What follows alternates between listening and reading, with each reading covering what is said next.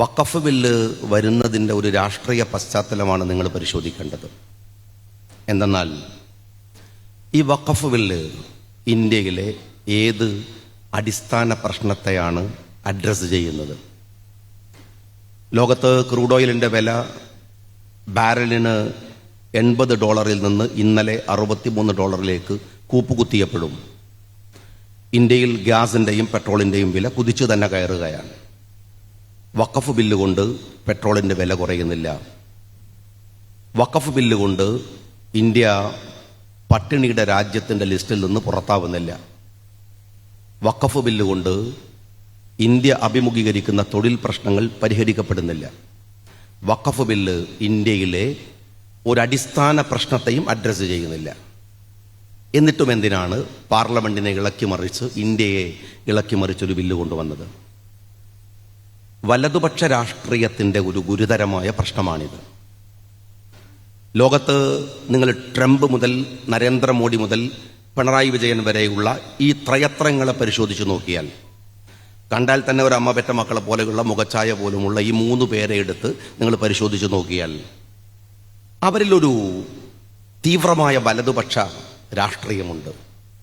മനുഷ്യത്വ വിരുദ്ധതയുടെ പേര് ഇടതുപക്ഷം എന്നാണെങ്കിലും അതിൽ വലിയ വലതുപക്ഷമുണ്ട്.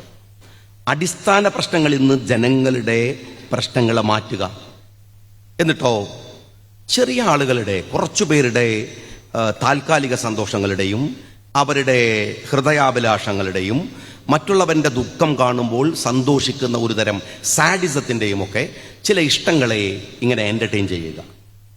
അതിനപ്പുറത്തൊരു കാര്യമില്ല.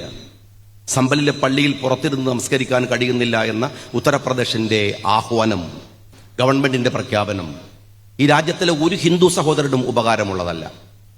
ഞാൻ എപ്പോഴും പറയാറുണ്ട്, ഇന്ത്യയിൽ മഹാഭൂരിപക്ഷം ഹിന്ദു സഹോദരന്മാരാണ്, 80%. ഈ രാജ്യം അഭിമുഖീകരിക്കുന്ന എല്ലാ ദുരന്തങ്ങളുടെയും 80% പങ്ക് വഹിക്കേണ്ടത് ഈ രാജ്യത്തിലെ ഹിന്ദു സഹോദരന്മാരാണ്.